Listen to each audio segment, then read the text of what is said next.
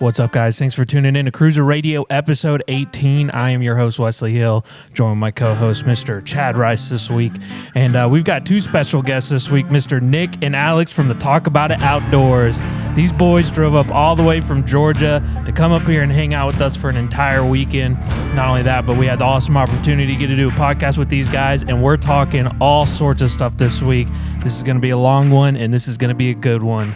So let's get into it. How you guys been, man? We haven't seen you guys since the bow shoot.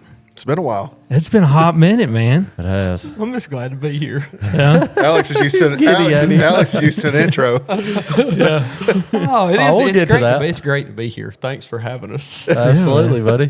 I mean, it's the true boys, the Talk About It Outdoors, man. Alex is on the other end of the table now. No, He's going to have to answer the question.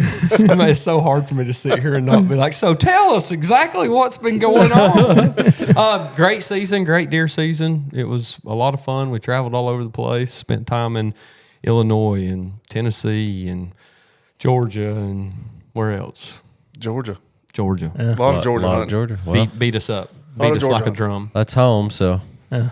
Illinois was amazing. Yeah, man, y'all had a heck of a season in Illinois, right? They How many did. deer? They did. Unfortunately, Had to Nick. rub it in. I Yeah. think there was nine of us there together, including Caden and one of our Alex buddies. took one. Caden took one. Shad took one. Mayo took one. Tucker took one. Who else? While we were there, Tucker, our buddy's son. We all had took a one. opportunity. Yeah. Yeah, everybody was in the threshold, but some people just didn't get it done. Some people will. had a great. I mean, Hey, I whiffed this year, too, so don't feel you bad. had an excuse though. You couldn't see. Sort of. Yeah, you're sort of. having I didn't have an excuse. Did you miss one? I didn't kill anything this season, man. Wow. It was rough. It's a rough season. He had big dreams, though. I had big dreams, but no accomplishments. Didn't I listen to you talking about passing on a bunch of deer to you? Yeah. So you're a horn hunter now. That's what I Dude, heard. see, well, the thing I that thought sucks, that's what y'all dude, the called thing it that out. sucks is like I'm not a horn hunter, but the property I got permission on, they also hunt. And they're like, we don't kill does until after rut, which doesn't make sense. That blew to my me. mind when y'all were talking Yeah. about Stupid, that. yeah. It doesn't make sense to me. Well, these guys only hunt, like, during rifle season, Yeah. so Yeah. it doesn't make sense at all. Yeah, it doesn't make sense at all. So I literally like spent my whole first half of the hunting season chasing down bucks. Yeah. Passing And then, up does right under his tree Literally, stand. yeah. I mean, I had opportunity after opportunity. I could have tagged out on my does during archery, but I wasn't allowed to shoot anything. And then rut came and I lost permission. Yeah, I heard you say that. But it was rough. It's dumb. In Tennessee, it's kind of different than it is in Georgia because we get 10 doe tags and 2 buck tags For the whole season? for the whole season. It Okay. doesn't matter where you or how you take it. When you use them. Well, you can only take does with a gun during the designated doe days. Oh, okay. So, but archery season, when it opens September kill 10. till the end of season, you can kill all of your does with a bow and your Okay. bucks, but you can only harvest a doe with a gun during the designated doe days. Yeah, Tennessee's Okay. weird, man. Our unit, we only get 5 doe tags during bow season, and they don't carry over. Yeah, I Yeah. heard y'all say that. You get 2 during muzzleloader and 1 during gun. Yeah. We have buck restrictions too. So one of them's got to be 4 on one side, and then the other one can be anything. But then you go to certain counties, and both bucks either have to be 4 on one side, or it has to be 15 or 16-inch spread.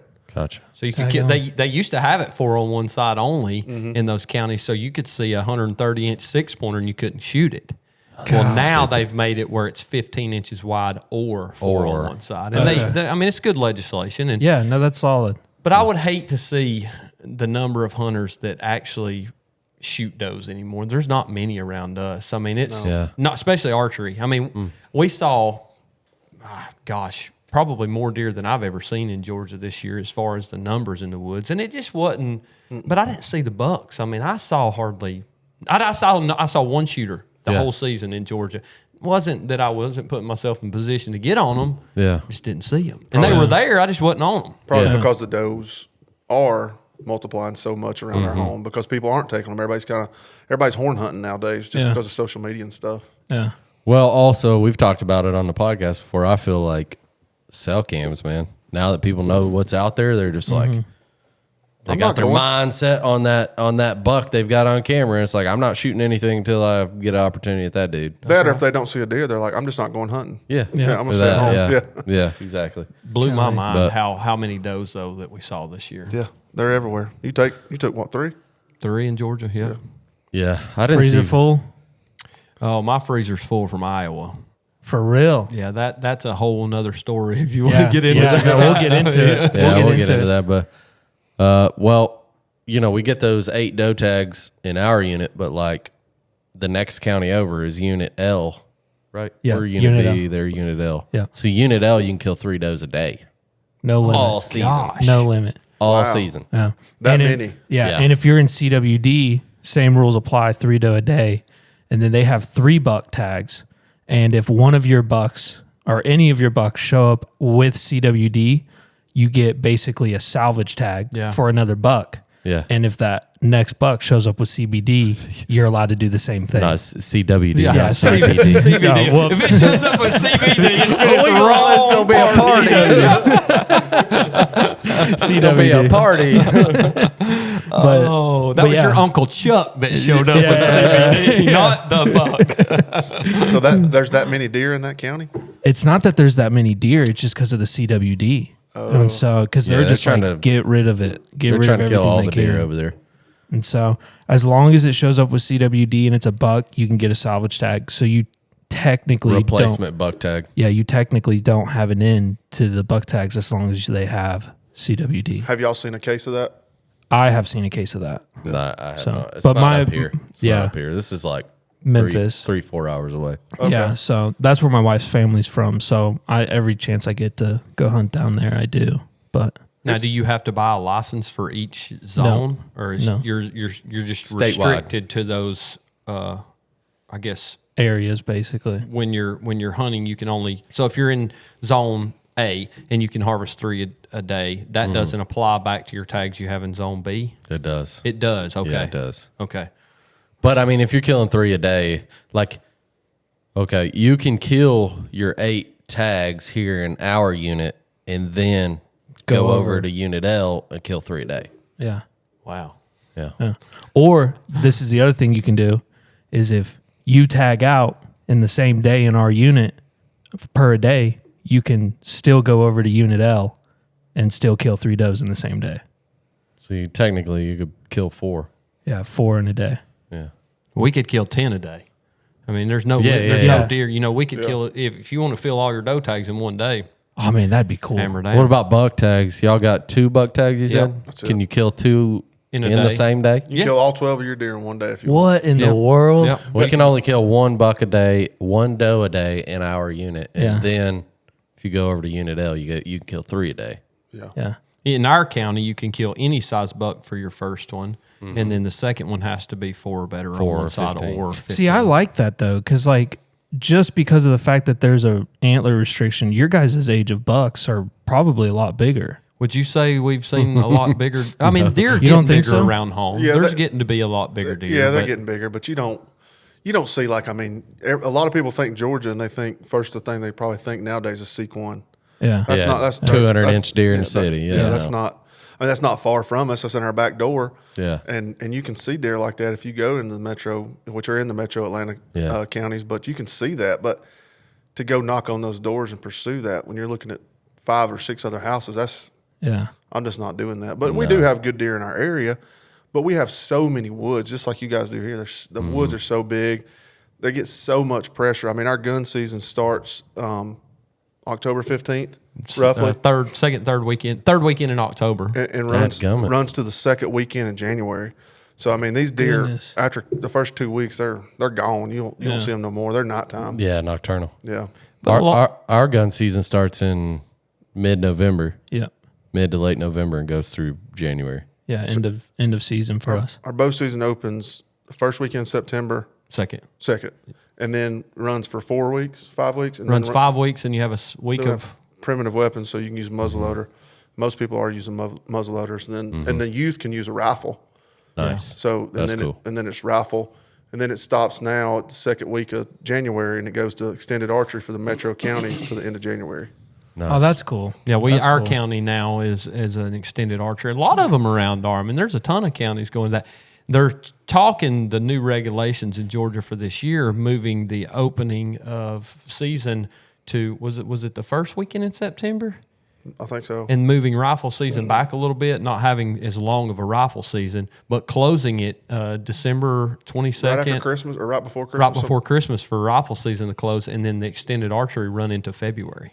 Oh, that'd be nice. That'd be We can sweet. hunt from the beginning of September until the middle of February. And they were talking about doing that based on what's happening in Southwest Georgia. So the rut in Southwest Georgia kind of follows what Alabama is. It's into February. So a lot of those hunters in those areas, they can't hunt past the 15th or 14th, whatever it is of January. Sure. God, And they ain't even rutting down there yet. No. So But the crazy thing about that, the opposite side of Georgia towards the coast will be like early October rut. what in the world? Not even, nuts. 100 miles yeah, apart? yeah. Yeah, it's a You different. can, you could- chase all phases of the rut, or all season. You can be in rut essentially, starting in bow season early September. Well, probably 1st of October, and then Yeah. chase it all the way up through the Piedmont region, and then back down. And it's crazy how it goes. It doesn't go what you think like a transition line all the way up. It's like sections almost. That's right. And Yeah. it starts and it goes because we're in 5 different regions of Georgia. And through those 5 regions, it'll bounce around from area to area and you go west. But Dan DeWitt, we talked with him on this. You can chase it from South Florida all the way in July. That's when their rut starts. Yeah, it's crazy. Goodness. And they hunt orange groves in July. Yeah. So could you imagine being in South Florida hunting it's deer in crazy. July? I'd be in underwear in that saddle. Yeah, no For doubt. real. And we've talked about that with people. You can chase the rut through the whole country. From the time July until basically the middle of February, you can be hunting rutting deer if you've got the time of the tags. Yeah. Oh my gosh. Yeah. So That's like Alabama. You can chase it all season long. Yeah. Like it Yeah. goes from the north to the south, and it's like, Yeah. Why do you think that is? Because we've got a friend, his name's Matt, shout out to him, but he lives in Alabama and he was telling us, but why do you guys think that is? it's so from what I understand and what we've been told, it has nothing to do with weather. It has nothing to do with that. It's the genetics of the deer Okay. and where they came from when they were populated in that area. Yeah, so certain types or breeds of deer. Yeah. they were introduced from other parts of the Yeah. country and brought in, and that's Correct. Yeah. Probably early 1900s when the population was low. stuff Well, I like think that. it was after like I Way think after that, it would have been probably 40s. into the, 40s, Yeah. 40s or 50s. 50s. Yeah. Goodness Yeah, because gracious. they almost. I read statistics the other day. I think we've got. I don't remember millions of deer, and it got all the way down in the early 20s, I believe, to like 500,000 deer which is population. wild. And they repopulated it from places like Wisconsin, Minnesota. They brought the deer down, which you still have strands of that. And you hear people talking in Southwest Georgia and in Middle Georgia about a strand of deer that came from what is Wyoming or whatever at Wisconsin. Oh, these giant bucks, they're still here. Well, I'm telling you, I saw one back in the 40s and it was, Grandpa told me about it. And that deer's probably long dead and gone now. Yeah, but- exactly. Do y'all have? I got a question that made me think. Do y'all have people chase dead deer here? Like if a giant buck gets killed in an area, does it get inundated with people for the next week or two afterwards? Do y'all ever see that? I've seen it with some public land hunters. That's- Yeah, I mean, what we're probably- talking yeah. Oh, absolutely. Oh, there's a giant killed here, and everybody we've talked about that. a bunch. Absolutely. Absolutely. Do y'all have Deer. a TON, like a Tennessee Outdoor News? Anything like that? I don't We got a think we do. GON and Alabama's got an AON. Yeah, we have Tennessee Outside or Tennessee Wild Side or something like that. So you guys probably saw it when you come to the Outdoor Blast, but you can sign up for a truck buck and you can enter deer each week on how you kill it, and they'll whatever your deer scores, the biggest deer will win that week, and then they can come to Georgia to the Outdoor Blast and shoot for a pickup truck. I've seen that. Yeah. So when I was getting by saying that, we get those every month. Mm-hmm. Just being subscribed to it in case we kill one, because you have to be a subscriber to it to enter it. But man, Gotcha. across Georgia, I mean, from north to south, man, they are some hammer. There's some big bucks in Georgia. I mean, it's changed a lot. I mean, I've got this magazine since I was a kid, and it's crazy that when you flip the pages open, you feel like you're looking at something from Iowa. There's that many big deer around Yeah. Georgia, and I'm like, I where know are it. they killing these? Hey, man, Tennessee's the same way, dude. Like Yeah. up toward Nashville, Sumner County, which is where that big deer, the Tucker buck. Yeah. I Did y'all think hear that's about it. that Tennessee State record? Yeah. It was killed up in Sumner County, and then y'all know Levi Wilson, his dad, Wilson's Wildlife Artistry. He just posted a picture of a dude, I seen that. freaking slammer. What about that got Patrick killed in Sumner. Paysinger? You dead in on it. Come on now. I got to shout your boy out. Yeah, That is a hammer. Well, hey, for East Tennessee, that is It's a giant. It's a rare deer. But seeing, But you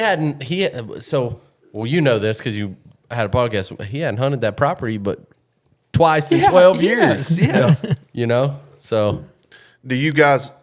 I mean, this looks like very hard hunting. This right here where you guys live looks like a little, probably like what, north of us. Yeah. I mean, you guys got probably a little bit more valleys. This kind of reminds me of Blairsville back at home where you guys live. There's valleys and then there's big mountain ranges kind of, or big hills. Do you guys primarily hunt these valleys or the mountains? Kind of both. yeah. Kind of both. It just depends. Leeward Ridge on the whatever the wind is blowing. Do you find those bucks stay up on the Saddles. mountains more than they stay down in the valleys? Kind of both as well there. So what I've figured out is like hunting some public land because it's pretty steep where we'll hunt public land on the river and stuff. Like during the rut, you want to get in saddles and stuff like that. Obviously, leeward sides of ridges, like thermal hubs, creek crossing, stuff like. I mean, it's just like it is anywhere else. But I'd say like they're coming out of crop fields in the morning to go to bed on the either like the tops of ditches or like secondary ridges or secondary points off ridges and stuff like that. That's where they're predominantly going to bed. Thick stuff, obviously. But we get a lot of like ridge bedding, point bedding, stuff like that the bucks are. Is there a lot of public ground around here? Yeah, we got to. Oh, yeah. Really? Are y'all catching a lot of out-of-staters now? Yeah. Yeah. Really? Oh, yeah. Yeah. Especially during turkey season. Turkey yeah. season's stupid. Y'all ready to talk about Out-of-state. turkey hunting? Yeah, boy. We'll get Fired into up. I know Alex don't Jerry, care. you ready to go sit outside for a while? I know Alex don't care about it, but I'm gonna I'm hurt. ready, I'm gonna man. hurt her feelings this He's year, getting though. better. I'm gonna hurt her feelings this year on the You're gonna turkey show 'em hunt. how it's done, ain't you? I'm gonna try to get out there and show it. How well, Nicholas and I've got a trip that we're gonna make together in March. We're going to Florida to Sweet. hunt together. So Sweet. probably well, wind thanks up, for the invite. But Yeah. you know. Well, I got to get Nick on one first. I know, yeah, there you go.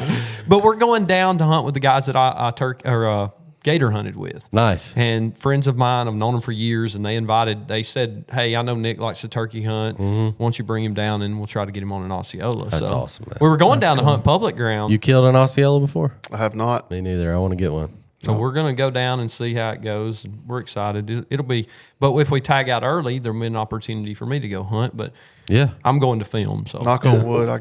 I hope it's the first day. I can First get it morning, done. baby. I hope it's the first day, and then he's got to watch me whine and complain for 3 more days while we're hunting. Yeah. That's hilarious. But that's going to be a great trip, and I'm excited for it. And then Heck yeah. him and Cody both are traveling through the country. I mean, they literally are going across the country to hunt turkeys this year. Well, So dude, Oh, that's awesome. dude. come to Tennessee. We'll get you on one. I might have to do that if Yeah. I can go If down. you can and- swing it, come by. If I can go down and get this Osceola, I'm going to try to do the single season slam.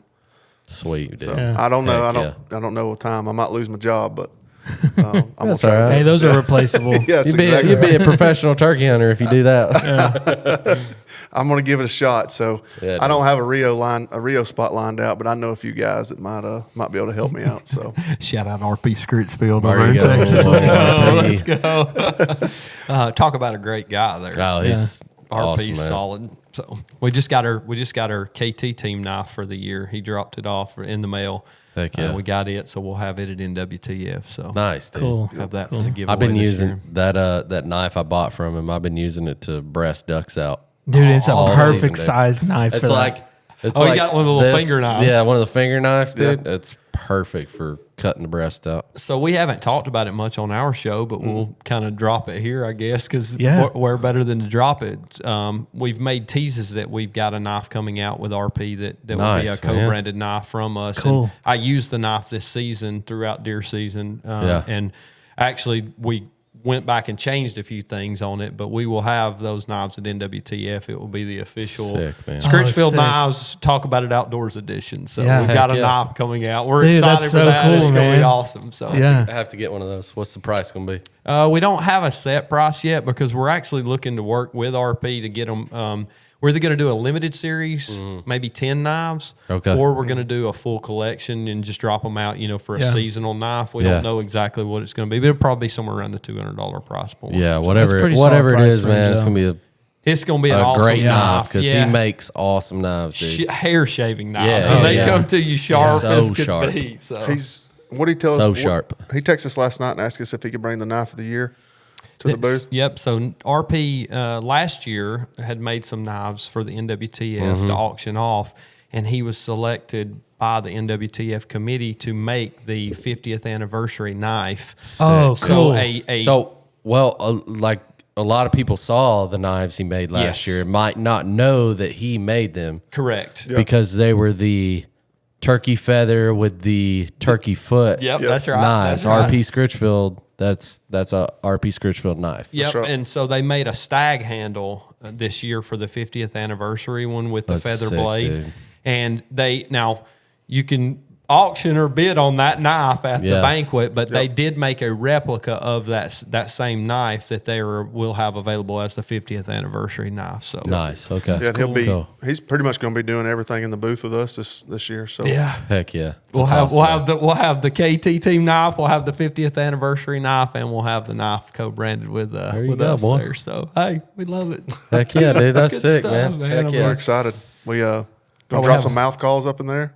I've been working on. So Yeah, you Heck told me. yeah. you were Oh, working on Justin's something. done kicked him in the knee for that. He didn't bring any. he's like, you didn't bring no mouth calls. I did you?" know was it, like, dude. I didn't, man. I said I want to say one for NWTF so I can. Do you want me to put 'em get mine out and show them Well, how they sound? put my name on one of those. I want one. So I'm you're probably the last person needs to blow on that thing, ain't you? Well, he He was keeps so. it in his pocket. I'll say that he's a lawyer. Been trying. I have, trying to I learn. have. That's awesome. The other morning, I went to his house and I was like, "Let's try to make one." And so we sat there and he'd make one, and I'd play it, and he's like, "No, that ain't it." And then we went through 10 or 12, and he found one. And he's like, "Okay, listen, just If you play can't that play one." this. No, he got no back tension, just a double read. It's just a double read, just plain No plain Jane. cuts, and so I started playing it, and he finally told me, he gave me the best compliment he's ever given me in all the years I've known him. He said, "You can kill a turkey with that." And I was like, "Oh, all right, yeah, here we go." So, You're getting somewhere with it. I don't know if he told me that so I would shut up, or if it was going to actually work. So we'll see. You ain't got to be a professional. I've been in the woods with you, so Hey, sometimes the best thing to do is just to shut up and That's wait. right. That's right. You don't get his move. attention. Yeah. Don't move. Don't move. That's for sure. The only two chances I've ever had to kill a turkey hunting would have been with him. I don't know how many years ago, probably 20 years ago. Yeah, and I screwed that up. You keep reminding me. I do. We moved, and with Cody last year, we moved on a bird, and he's like, "We got to go to it. We got to go to it." And I'm like, "All right, I'll just soon sit here." And we came back around the ridge, and the turkey's standing right where we were standing Yep. at. So. Always, dude. Golly. Always. Patience kills more turkeys than anything, man. So you haven't killed a turkey yet?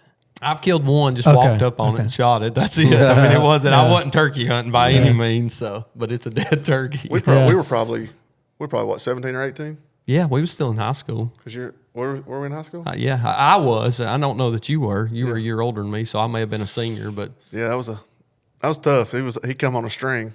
I didn't really know the lay of the land, so I almost make an excuse for myself. But I didn't really realize that the way the ridges run, and it can play in fact if you don't know which way that land's running. that But creek down thank, there. thank God for phones now, because Oh yeah, dude. when I hear a turkey gobble, the first thing I do is I pull up my hunting app and I Figure out where he's at. I see where the ridge is running off, and I figure out what he's going to do. Mm-hmm. So thank God for Exactly. them. I love Yeah, it. dude, it's awesome. Yeah, they've been a game changer. They're Gum, yeah. brutal on deer and brutal on turkeys. I didn't really think about that, but that does play a huge factor in getting set up on a turkey and getting one to come in and figuring out okay, well, he's probably going to come this big way. time, especially if I don't know. I mean, I went with, like I said, when we went with him, I didn't realize the way the turkey had to go off. It sounded like the turkey was going completely away from us, and I thought we had to make a move on it. When we did, he knew where we was at, but he had to go a long ways. He had to go around a bend because it was so steep. But yeah, that's the first thing I do is if I hear a turkey, especially somewhere I ain't been, especially going out to Idaho last year, I pull my hunting app up and I look at the contour lines, see if it was steeper on one side or not, and figure out where he's at. Yep. Try to get around there and play those. Yep. Heck yeah, So, dude. Yeah. That came into play for us last year. We had the guys from the Element Yeah. come kill a deer with us, and Yeah. Mitchell Johnson from Dead End Game Calls was calling. And dude, he called one up to deer or he called a turkey from like 500 yards away, Yeah. and that thing came on a string right at us. I haven't heard him call, but I want to. Oh, 6-time national champion. Wow. Yeah, That's unreal. He's part turkey, man. When I'm and serious. I would say, and we've had this conversation in the past with a couple of guys. Hunter's one of my best friends, and he's the best caller I know. But most people that turkey call with a diaphragm or anything, a pot call or anything like that, most of the time I would say 60, 75% of people don't really understand what they're doing. I mean, they can make a sound. Yeah. They don't really understand the cadence and stuff Hey, like I'm that. guilty of that. I don't know a ton about, like, you need to cluck, purr, kiki, whatever at this certain time, or like, you know what I'm saying? Yeah. Oh yeah, I know exactly what you're saying. Yeah. I feel like people don't listen to that enough. They just kind of hear somebody, stuff like that. But Yelping or then you whatever. get the next 15% that maybe I may fall in the next 8%. But those people that are good, like Mitchell and Dave Owens and all those guys, man, They know exactly what call to throw at them. yes. At the right time. Yes, when they call, I mean, even when I hear, I mean, like I got cold chills now thinking about when they call. So it's just a difference how they deliver themselves. Their cadence is so much better, Yeah. and that's what it don't take that to kill a turkey. It don't. Yeah, I but mean, if you got an old Tom that's Yeah. seasoned, been around the block a few seasons, it helps. It It helps. helps knowing what to do at the right Yeah, time. yeah. I'd say setup's your number one key, but other than that, I mean, you make a little bit of noise on the ground or scratch leaves. If he ain't never been messed with, he's gonna come running up there anyway to see what's right. going on. Did y'all see that one coming in the shop right there on the wall? Yeah, on the wall. Yeah, I didn't pay yeah. attention. That's the biggest turkey I ever killed. He had a double beard and almost inch and a quarter spurs. I yelped twice, and he came on a frozen rope to the decoy. That's all it takes. And I shot him at like 15 yards. That's why I got faith in Alex. That double read and shit. I'm telling you, man. I yelped twice, dude. He came on a frozen rope, man. Well, and knowing was where those awesome. turkeys are at. Oh, he's That got helps Scouting, too. I That mean. helps too. he's growing one over there. And I know if he kills the dang thing, it's probably gonna have a 12 or 15-inch beard, probably 3-inch Triple spurs. beard, Yeah, I'd be like, okay, double lady, spurred or something. look what I killed, dude. This ain't hard. Throw one up for me. Yeah, Throw one up for me, Lord. He'll never shut up about it. He'll call it in with that double read and shoot it right in the face, and we won't be able to tell him nothing else. That'll be it. The next time he comes up to Nashville, and he'll be over there bumping arms with Cuz and talks and all that guy. Tell him what he done. Yeah, that's right. Bonafide professional. Hey, when you got it, you got it. We were That's talking hilarious. about that the other day, though. I never knew anything about turkey hunting. My dad wasn't a turkey hunter. My Yeah. uncle wasn't a turkey hunter. But to sit down and talk through the conversations that we have over the last 2.5 years, when you look at a list of inductees in the NWTF Hall of Fame Yeah. that's going in just this year, I think there were 7 people on the list, and 4 of them had been on our show and talking conversation with us. I mean, Matt Van Sice, what was the gentleman from Jimbo. Georgia? Jimbo, hunted for years with Waddell and them. Ricky Joe Bishop. Ricky Joe Bishop. And those guys, their name in the turkey hunting community means so much. Oh, yeah. And I'll be the first to admit, I knew nothing about who they were or what they stood for and everything. But my traditional mindset in the life that I have been brought up living plays right along with turkey hunting. And Yeah. I kind of beat myself up that I didn't get into it sooner or try to get into it earlier, because I love that the tradition and the side of it. Well, Yeah. listen, dude. When you get one gobbling on a roost, he flies down, and you call him in. and you shoot him in the face at 10 yards, bro, you're going to be hooked. Oh, I guarantee it. Yeah. I'm excited. I mean, and I think it'll be something fun to try to. But I was a fisherman, so Yeah. I fished my entire life. Me too.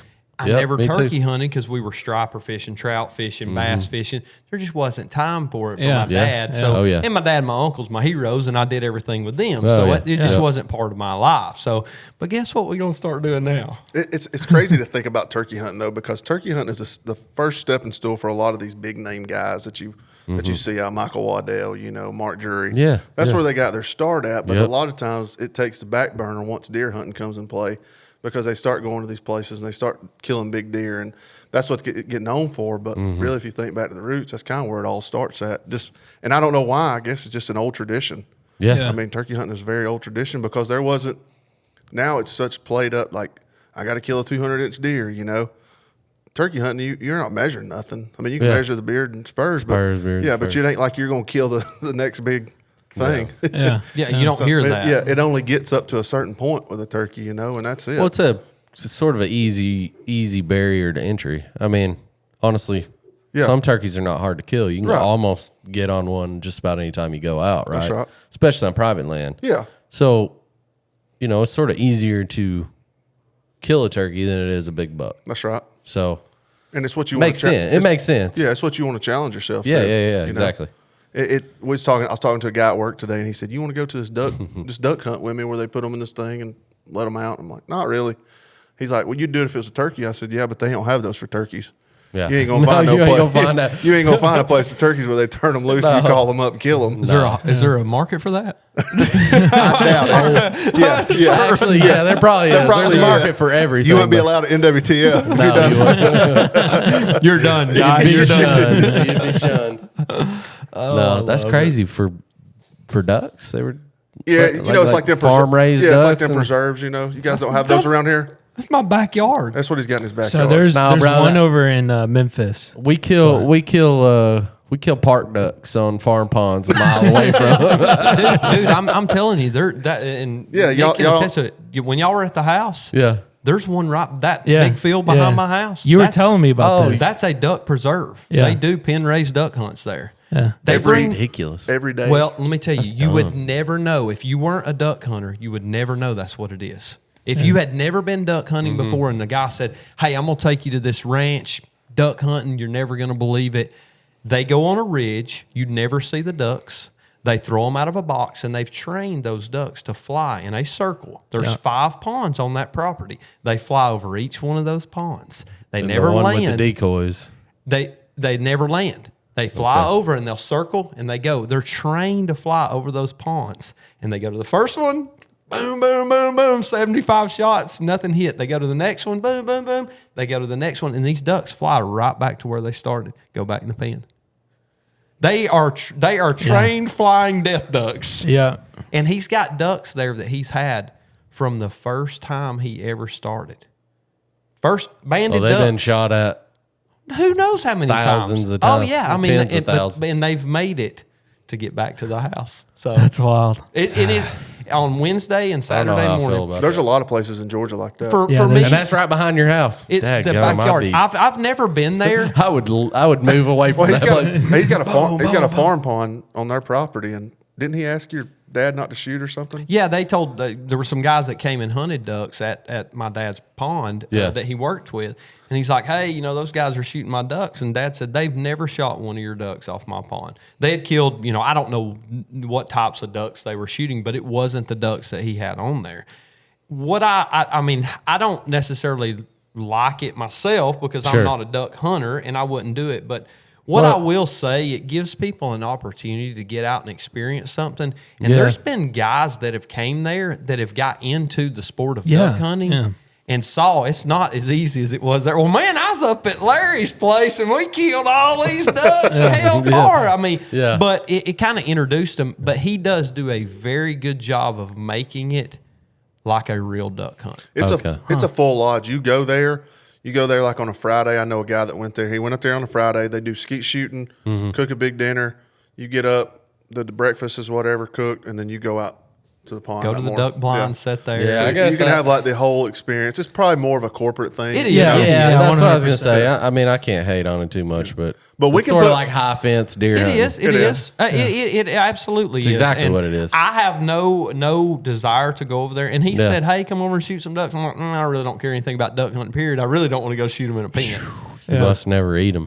Yeah. I don't like duck. You don't like duck? What? I know the old Hey, joke. I know the old joke about duck meat. That's about the only one I know. But down here and get yeah, you some. duck down here and get you some.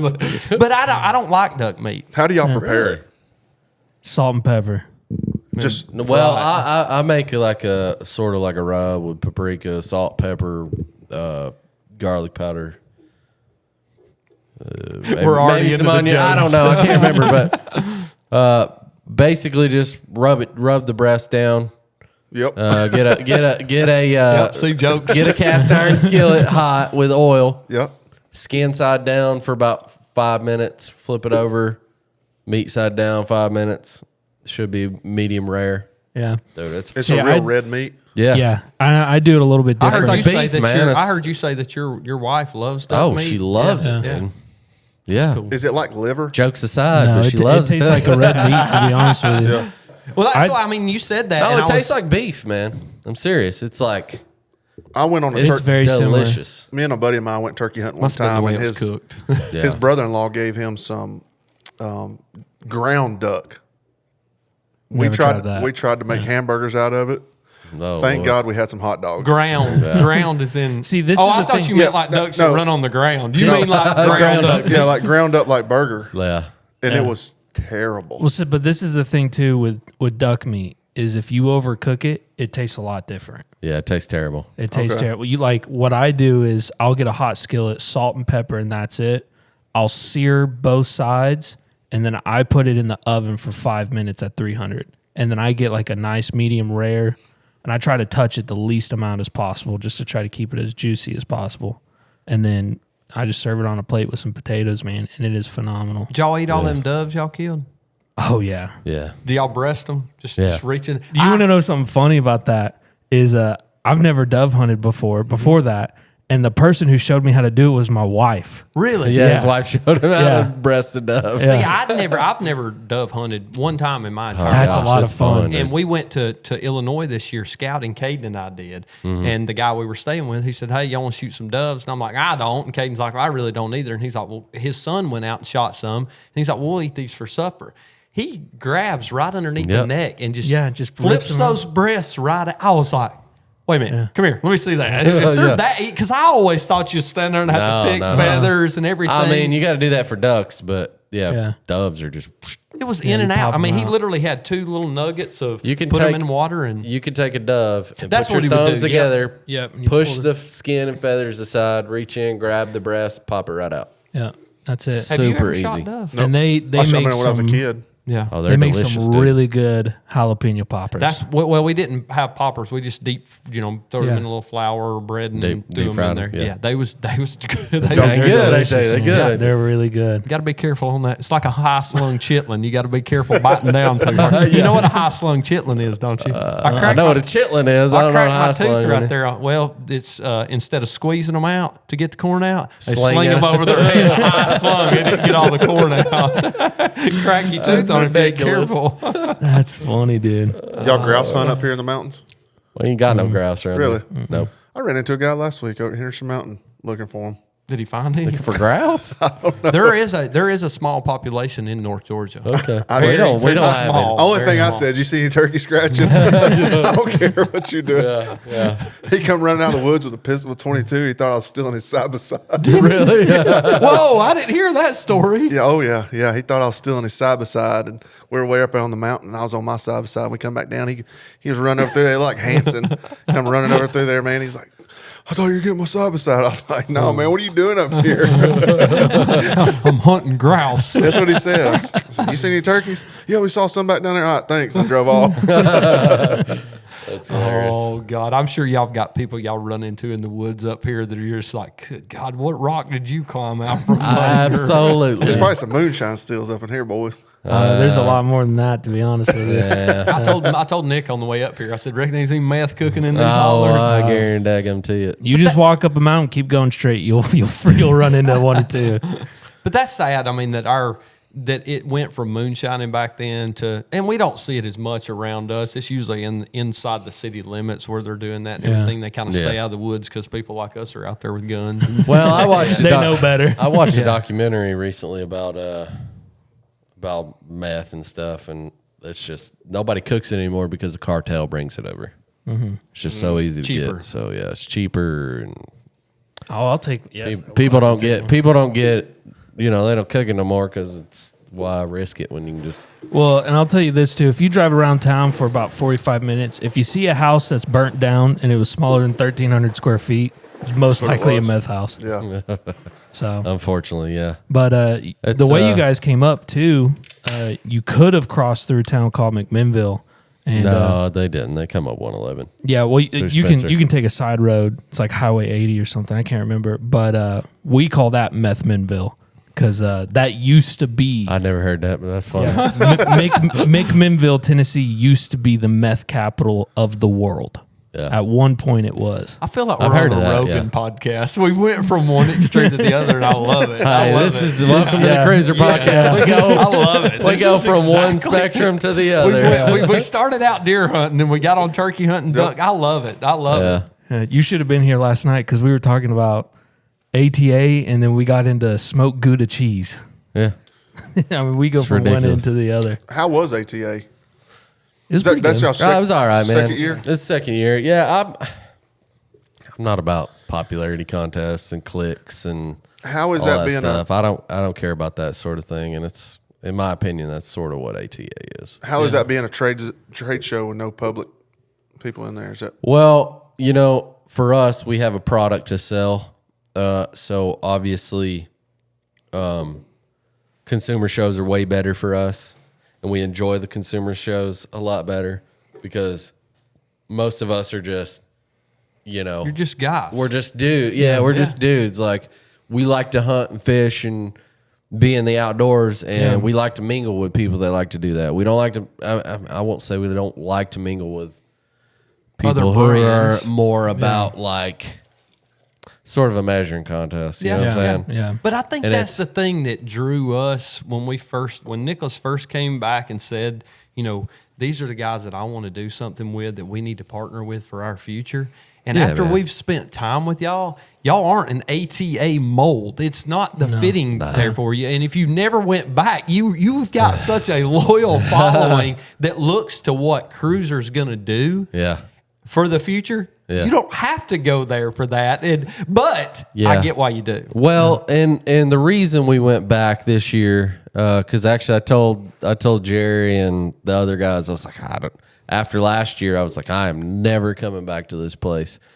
But we did start our dealer program Well, yeah. at the end of last summer, and that's the reason we went back to ATA this year. I mean, we made some great contacts with some people. I mean, you talked to some people that we met as well. So, you know, networking is a reality of the hunting industry. That's like right. you have to network. But we mainly went to network with archery shop owners, mom and pop archery shop owners. We want to get our products into their places, and you know, just spread CRÜZR around across the U.S. So Can I ask why though that it's, and this is my curiosity, because as a consumer, and we're all consumers, yeah. why push the narrative to get in a shop and not just stay online? Would it not be better for, and I don't know, because I'm asking that as a legitimate question. Let's say a mom and pop shop wants to do work with you. Bill's Archery Shop in Southwest Alabama. Sure. He wants CRÜZR saddles in his shop. Yeah. Does it really make that much sense to put those saddles in there, or just stay online and keep pushing on it? Man, 95% of our business is still online on the website. Okay. But we do, so what we found out is there's a lot of people that call us during season. Yeah. or right before season, and they're like, "Hey, I've heard about your saddle. I hear it's the one to go to for comfort." We're like, "Yeah, that's what everyone's saying, and any questions we can answer, we'll do it, right?" And they're just like, "Man, I just can't spend that amount of money on something without putting my hands on it first." So that's the main. And reason. that's the main reason that. And I thought that was the case. Yeah, You want to have you're not chasing the large sum of the business. You're Yeah. chasing that extra 5% there. Yeah, Dude, I exactly. love that. So I we're love it. businessmen Yeah, at heart. yeah, Like yeah. I mean, that dude over there, Jerry's the biggest. I know. I business love guru I watching ever met in Jerry. my life. I would love to just have Jerry for a day. Can I rent Jerry for a day? Hey, yeah. Is Jerry for hire? Is he like a hitman for hire? Jerry is the busiest person I know. I know he No, is. you can't have him. I just want him to just do like 6 hours. Yeah. But yeah, no, we're businessmen, so we want we want all the market share we can get, right? Love it's only going to help us grow. We got big plans for the future, so Man, and you don't know, like when we were so excited, giddy like schoolgirls coming up here. We're like, we're gonna get to see the boys shop. We were so excited. Well, it's very modest, man. It's very modest. It's just like we are. I mean, it fits the mold of who you are as a brand. There's nothing fancy about CRÜZR. It just works. Yeah, and that's the key thing for me. We're a do-it-ourselves kind of company, and if you come into our shop, you can actually see that and realize it. It's all made here. Yeah. All of our saddles are made in-house. Hand sewn. Yeah, hand sewn in-house. Well, not hand. I mean, machine sewn. Yeah, right, by hands. But all of our accessories are made like 2 blocks over at another company that helps us sew up our accessories. And then all of our ropes are sewn in-house. Platforms are made 30 minutes down the road. So I love it. I think, and that's what's the difference. I saw a guy on one of the saddle hunting pages because I'm on them, and we've talked about that. The gutter of the saddle hunting world. It's made a turn. I've seen it make a turn to the better. But I saw somebody on there the other day that said, "I heard CRÜZR saddles is made in China," and I immediately right below the comment I said, "Well, you heard wrong, Jack." And he got like 75 likes on it, and everybody was like piled on. They're like, "Nah, it ain't made. There's no China made parts there." No. Last time I checked, Chad or Jerry wasn't Chinese. So. No, you can come in and see. You can come into our shop and see it being made right there every day. I think we're cranking out about 60 saddles a day now. Yeah. Which is insane from where we came from. Me and Jerry were in my garage when we first started. We had how many? 3 sewing machines? 3 sewing machines. And he and I could only make 5 a week?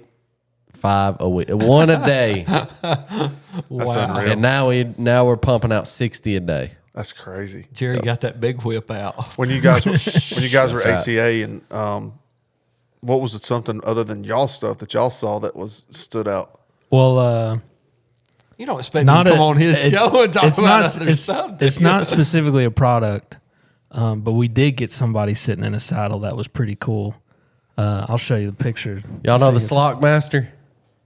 Tim Wells, baby. Yeah, Tim Wells and Buck. Tim came and to Buck. Yeah, they come in, hung out with us for a little bit, and Yeah. they sat in saddles, and I reckon they're going to try to use one in New Zealand to spear a red stag. Oh, Dude, how put solid. him in one. That's right. I wish Ed was there so he could have said that. But Was that a neat experience meeting him, or did you? dude, he's a man. down to earth guy. He's It super seems cool like guy. he Yeah. really- Any dude that shoots doves out of the sky with a bow, With a bow, he could no be sights. the hardest guy and never talk to me. Just not even speak to me, walk right by him and be like, yeah, he's cool. He's good. No, but really, yeah, Tim Wells awesome, man. Dude, he He's was super cool guy. nice because we met him the night before. And literally we just said Tim, and he turned around, came over, and we held a conversation with him for like 5-10 minutes. And he's like, well, I got to go. And then he ran off. And then the next morning he walked by the booth, recognized us, and then walked over. He's like, let me try it on. Yeah. And I'm Sydney super, there Super too? cool, man. super Was nice. Sydney there too? Yeah, Sydney was there. Sydney was there too, yeah. We didn't talk to her. It was probably. Well, we're going to get her in one next. We're going to put her in one. Y'all ain't got that shirt made yet? No. Ed's got one made, I think. Yeah, Didn't he I get them think made? I think Ed got Did he? one. He got one made, I think. That's funny. She don't need a number 3. I need to get some made. Yeah, that'd be funny. But I mean, I'm trying to think of what some products that we saw that was pretty cool at ETA. You boys coming back to Georgia this year? I want to. So outdoor blast? Yeah, we're coming. yeah. Outdoor We'll be blast? there. You know what I would really like to do in Georgia is when you guys do that is I'd really like to go kill some pigs at night. See, we don't have We pigs don't have right any there pigs Do around you- us. to We're us. mainly down south. Okay. Yeah, they're way down There's south. a few I, around the I mountains. really want to try just hunting something at night. I think that'd be a lot of fun. What do We you need want to to go do? coyote hunting with him. Come on down. Yeah. Will you tell me when you want to come? You Let's pick make a it happen. weekend. All you got to do is Yeah. pick a weekend and come down. I will Okay. put you on the gun. I will stand there on the scanner. I don't even want to shoot. You can fire my gun. I've got the stuff. That is my world. I live. You better for bring that plenty stuff. of Red Bull. You better bring your Tylenol too. Tylenol Well, I and Red Bull. I drink a lot of Red Bull a day. He's a 3 or so- 4 or He 5 does. o'clock in the morning person. Damn it. Yeah, that's we'll- fine. we'll- I don't go coyote hunting. Well, that's us too in the summertime bow fishing, man. Really? See, I'll I've be never out done all- that. I've Never done that. I've always Well, you need wanted to come do up that. here during the I'll summer trade and you do a it. coyote hunt for a bow fishing trip. Yeah. There you go. We got Yeah, let's do it. there's 3 of us in the office that have bow fishing boats, so we'll have all 3 of them. I'm out a and lefty we'll- though. That's fine. Yeah, I don't know if that matters. I'll buy a bow if I need to. Well, we'll get you taken care of. yeah. But I would love to try that. But you talking about wanting a coyote hunt, and Nicholas went with me. We went down to his hunting club and hunted Yeah. last year. About kill about any? 10:30, he was ready No, to we go. didn't kill none. No, we didn't kill none. We shot a small coyote. Yeah. Yeah. You got to experience it though, Yeah. and it was. I just want to try it. ain't I've for never you, done Nick. it. I'm just an old grandpa. I go to bed early. Me too, man. I My I'm wife not likes to staying up say like I'm that. grumpy. I ain't staying up that late. I will run usually. Try by 1 a.m. If we hadn't had any luck. I mean, we'll go home. But Yeah. if we're on a heater, oh, you better buckle up. Staying up The all boys night. ain't going home, and they know I'm like that. If it's a good night of hunting, you can't leave a heater. Yeah. You can't leave the fish Hey, when dude, they're when the biting. table, Yeah. yeah, when the table's hot, you stay and play, man. It's I get it. and it's something that Cody and I started hunting when, and Cody's the one that got me into night hunting. Okay. It really got me into predator hunting altogether. He was doing it in the daytime for years, and then we started using lights. So Yeah. we would have the lights mounted on top of the scopes. Him and a friend of ours bought thermals. They actually bought night vision first, and they went with Okay. a guy that had thermals, and they're like, dude, you got to check this out. And he brought them to the house, and I'm like, this is bad. This is nice. I mean, this is Yeah. awesome. So I bought one. Well, we kept them, and Cody was my hunting partner for years, and we were coming home from Illinois 3 or 4 years ago, and he said, I think I'm going to sell my thermal. And I was like, all right, well, if you're selling yours, I'm going to sell mine. So we Yeah. got rid of them. Well, I bought a new boat and went back to fishing because that's when I would coyote hunt a lot in the spring. Springtime. Well, that's when they're mating. That's right. Yeah. So I got rid of my boat and I bought another thermal. There you go. And it has been the last 2 years we have hunted. Well, we killed 50 in Georgia last year, which Goodness, that's cool, man. It was.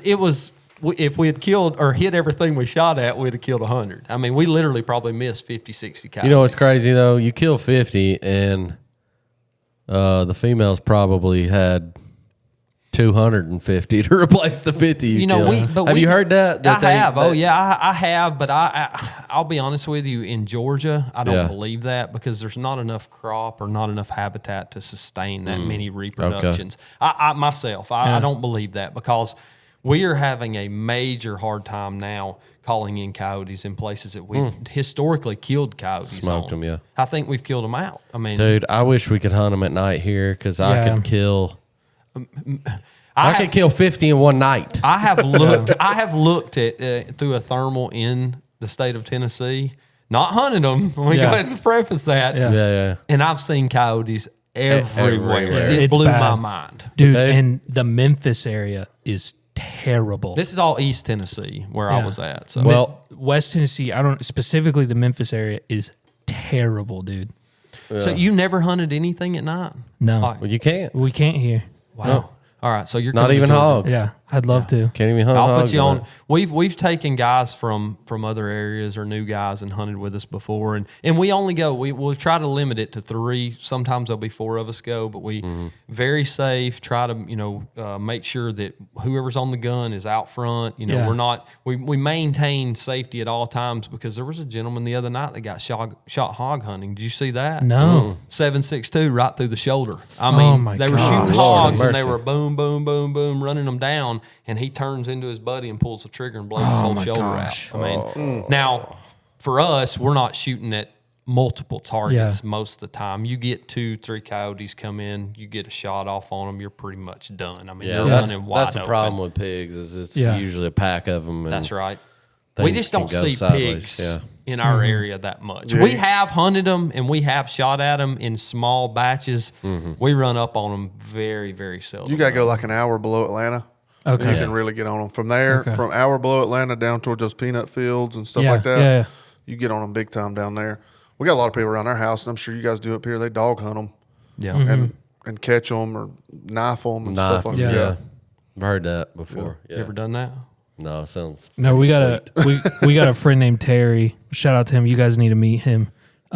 He went out to Texas and did that, and he's got a video where the dog grabs him by the neck, somebody grabs him by the back legs, and then they just stab him. It's like the most bad A thing I think you could do. Man. Oh, I used to do it. That's so cool. We used to raise. Me and his best friend Brandon used to raise bulldogs.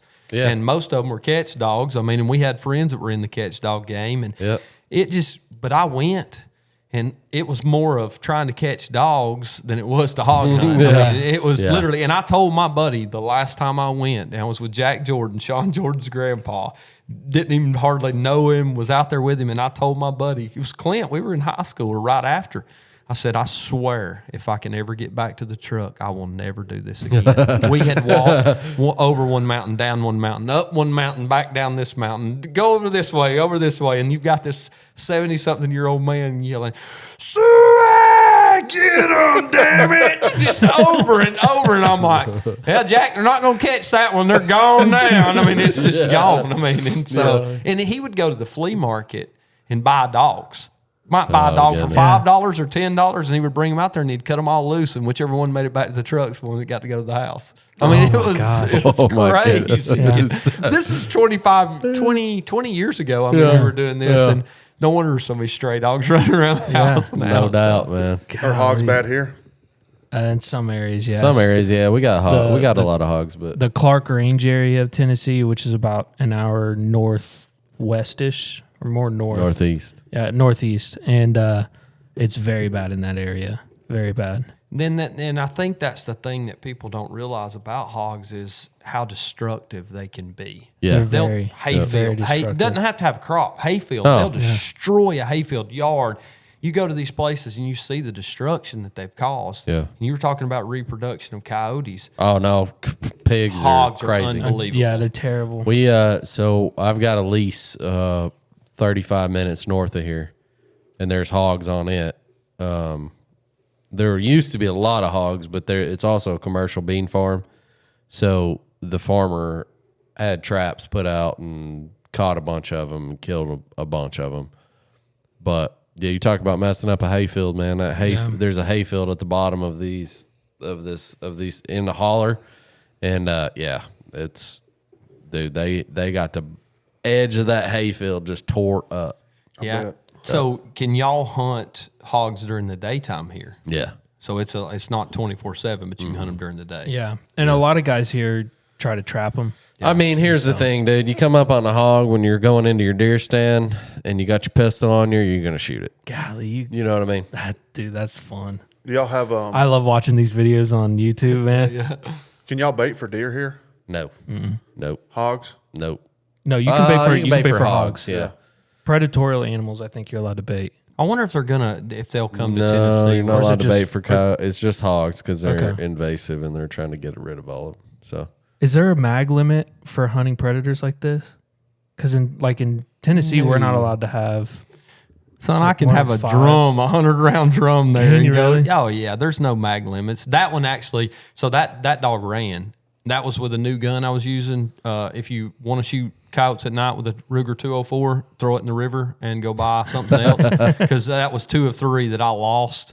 Bought a new rifle, tried it out, just not a fan of it. So if anybody's looking for a Ruger 204 to listen to the CRÜZR podcast, hit me up. I got you. I'm down in Georgia. You'll have to come down there and see me. But no, and we try to hunt them, 1 or 2 times a month at most on certain farms, calling and things like that. So yeah. And there's a camera. I was looking for my phone because I was going to show you. Dude, that's so cool. On my camera, coyotes every night. So we could hunt them during the day, though. Yeah. Yeah. All right. So why don't let's line that up? I'll come up and hunt them during the day. Yeah. I can call them in the daytime. I Oh, learned dude, from and Cody. my- Cody, that's the way we used to kill them. Yeah. I mean, that's the way we learned. First thing in the morning, yeah. Or middle of the day. That's the time Yeah. to kill coyotes for Really? us. In the We middle of killed the day? more in the middle of the day than we did early in the morning. So We got to try that, Yeah. then I think, because I got a bunch of coyotes around. the wind is the key with coyotes. Yeah, well, they're because going they to can come smell, yeah. downwind of that call. They're Yeah. going. I don't care if you've got it, and I've literally seen it at night where they'll circle the call, and you're set up 50 yards from it. They'll come between me and the call. The winds, they're trying to get downwind of that call. Well, Sure. they don't smell me because they're between me and the call, and then we kill them. So hogs, same way. Okay. Then and have you ever seen Tim Wells shoot them with a bow in the woods? Coyotes? Yeah. Uh-uh. Oh, dude, you got to watch that video. You know what's funny, though? I got permission on like 35 acres in my neighborhood. I mean, it's like the next street over from my house. It was I don't know if I showed y'all that big deer I've been chasing in my neighborhood. Well, anyway, I saw this deer run across the road when I was headed here one morning. I heard you talking about And that I on was the like, podcast. man, just go knock for a week straight. Finally, I worked up the nerve and knocked on the door. A guy was like, yeah, I don't care if you hunt. He's like, we got a bunch of coyotes around here. They keep killing my neighbors' animals, their pets and stuff. He said, kill as much of those as you can too. I killed 5 coyotes with my bow that year. Wow. That's a hard thing to do. People don't realize. And dude, I shot one on the ground from me to Jerry. Like I was crouched down beside the tree, was about to climb up it, and he hopped up on this log, ran down the log, and was coming right at me. And I'm talking like 8 yards. Was it your longbow? No, No, yeah, your that'd been compound. sweet, That yeah. would have been sweet. No, Right it was in the compound, face. yeah. Just whack. Yeah. Well, if there's that many coyotes, is the turkey numbers down, or have y'all's regulations changed as far as turkey numbers that you can kill? So from what I've seen, the coyotes haven't really like this year. We had a really good hatch in Tennessee. Okay. We were out duck hunting this pond where all the coyotes are. Yeah. And I also deer hunt that spot. It's about a mile from my house, and probably about 3/4 from that 35 acres or whatever. But dude, I saw 60 turkeys on the field one morning. Can y'all kill 3 here? 2, I think. 2 this season. Yeah. Last season it was 2. The season before that it was 3. Okay. But because of COVID, before COVID it was 3. After COVID, they've changed it to 2 because so many people were hunting. got smashed Yeah. during COVID. Didn't Tennessee Record numbers. ban reaping too statewide? What was the deal with reaping turkeys in Tennessee? Reaping on public land. Oh, okay, on public land. Yeah. Gotcha. That's been a hot topic. It's about to come back up again. Now the turkey Honestly, I've reaped a couple turkeys in my life, and it's season- I have too. It's fun. pretty freaking awesome, dude. I have too. It's fun. I don't do it no pretty more, awesome. but it's fun. Explain, And I could see- explain to me what that is. You take a turkey fan or a turkey decoy that's fanned out, and you just hold it and you crawl to the turkey. Yeah. Or if you just see a bunch of turkeys Okay. out in the field before Yep. they see you, if you can hold that fan up, Yep. 9 out of 10 times they'll run up in your lap. They- You better click the safety off, son. Yeah. Daggone. Yeah, you can had- kill them real quick. I had a buddy of mine going, I was like, let it come, let it come. He's like, I got to shoot. He was shaking so bad, he thought they were going to flog us. Who was it, Moose? No, it was Ryan. He was shaking so I was like, let him come, let him come, let him come. And I could see his barrel just up and down. I was holding the fan. He's like, they're going to get us. They're going to get us. I was like, no, they're not. Wait. But they lose.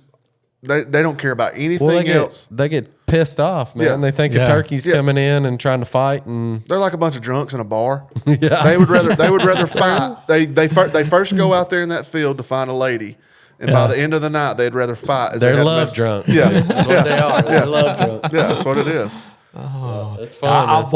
watched Nick pull that fan out before. Oh Yeah. yeah. I've used it. I've killed turkeys. I've killed turkeys with it, holding it and shooting a shotgun at the same time. That's right. Yeah. And it's a lot of fun. And I get the point of it. It's very dangerous. It's very dangerous, especially that's why they outlawed it on public land.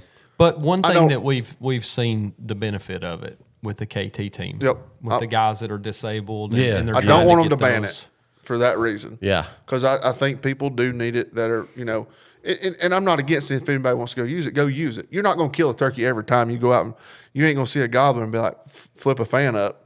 Because if he's had his butt whooped or he's seen it or he's been Oh shot yeah, at, I've had more run away yeah, from it. they're than gonna I've turn had- and go. Yeah, I mean you got to do it exactly. at the right time. You can't just be like, oh, there's a field full of turkeys. I'm gonna throw this fan up and kill one. No, it don't work like that. But No. it does. It's a big tool in your bag. I'll say that. Yeah. Yeah. Okay. Where we've seen the benefit, as I mentioned, with the KT team, and y'all heard us mention that a couple of times on here. They're a group of guys in southeast Georgia that take paraplegic and quadriplegic hunters back out into the outdoors. And early on in the podcast, we got involved with that group, and Nicholas and I have been able to go down last year and the year before. There were 4 of us that went down and hunted with those guys and got to take them. And if you haven't already, if you don't mind me sharing that, go over plug 'em, man. and- Plug and- 'em. and talk, or go over and watch their YouTube series. And Dave Owens has been down there, Matt Van Sice, what's the guy that Mark does it? Prudhomme. Mark Prudhomme. They are a great group. What's their YouTube called? It's called the KT team. So Kerry Terrell and Jason Beard are the founders of it, but it's the KT team. And if you don't mind, go over and check them out if you haven't already. Sure.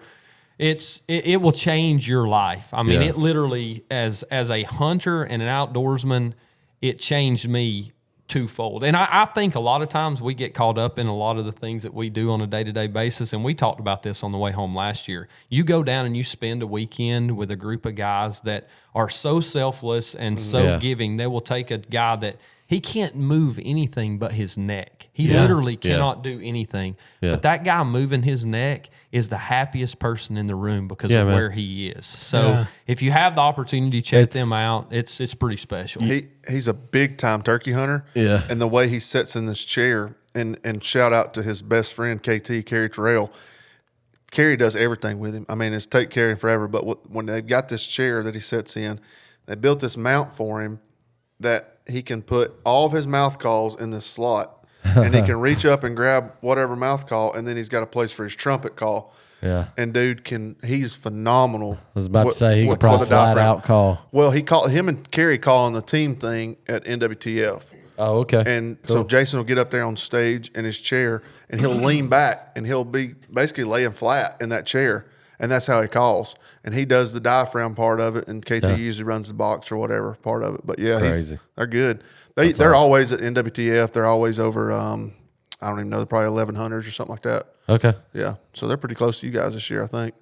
Okay. Yeah, we'll have to talk. I don't even remember where we're at, but Yeah. it's not where I wanted to be. Us either. Us either. Chris, I hate the way they do that. I know. Anyway. Chris, the guy that came by the Georgia booth for your guys that were there, that was in the wheelchair, that actually got in the saddle. He went down this year and hunted with them, and he's an amazing outdoorsman. And he came over and did a show with us, and he had cerebral palsy, I believe, and it's his legs have pretty much stopped working at his age.